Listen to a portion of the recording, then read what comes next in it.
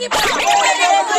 অশোক উৰাং জিন্দাবাদ জিন্দাবাদ জিন্দাবাদ অশোক উৰাং জিন্দাবাদ জিন্দাবাদ জিন্দাবাদ অশোক উৰাং জিন্দাবাদ জিন্দাবাদ জিন্দাবাদ অশোক উৰাং জিন্দাবাদ জিন্দাবাদ জিন্দাবাদ অশোক উৰাং জিন্দাবাদ জিন্দাবাদ জিন্দাবাদ অশোক উৰাং জিন্দাবাদ জিন্দাবাদ জিন্দাবাদ অশোক উৰাং জিন্দাবাদ জিন্দাবাদ জিন্দাবাদ অশোক উৰাং টিকেট দিবই লাগিব অশোক উৰাং টিকেট দিবই লাগিব অশোক উৰাং টিকেট দিবই লাগিব অশোক উৰাং জিন্দাবাদ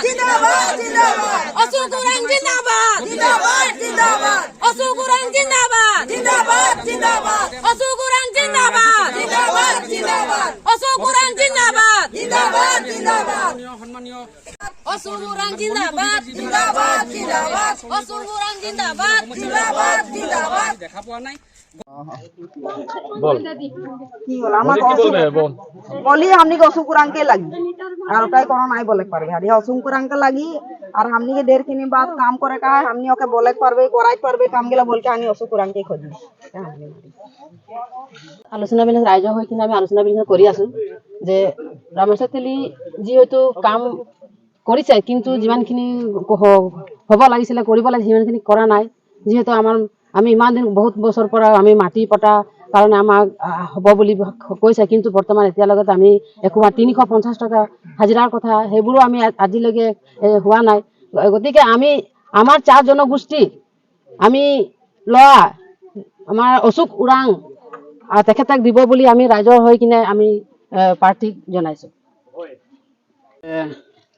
আমাৰ ডিব্ৰুগড় 14টা সমষ্টিৰ ইতিমধ্যে সাংসদ নিৰ্বাচনী প্ৰক্ৰিয়া চলি আছে গতিকে আমি আমাৰ বিগত যি সাংসদ আছিল ৰামেশ্বৰ তেলী ডাঙৰীয়া তেখেতে দুটা কাৰ্যকালত আমাৰ বাগিচাৰ কাৰণে আমাৰ চাহ জনগোষ্ঠীৰ কাৰণে আমি মূলত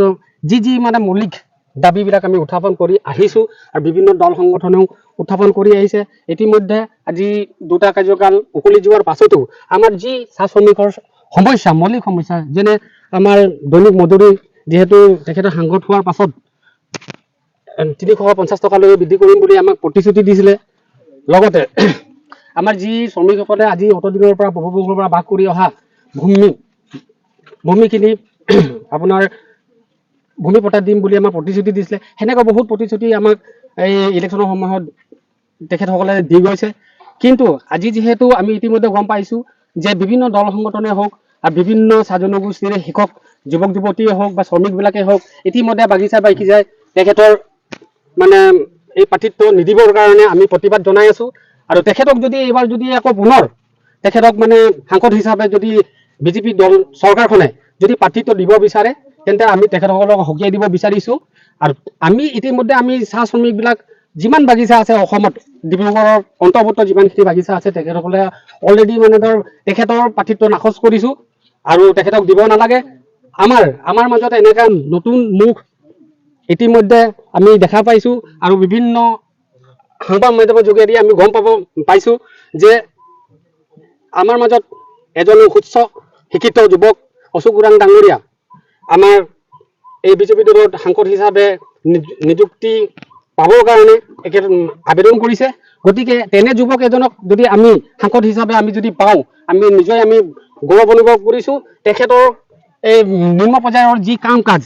হয়তো সক্ৰিয়ভাৱে দলে গম নাপাব পাৰে কিন্তু আমি যিহেতু থলুৱা যুৱক হিচাপে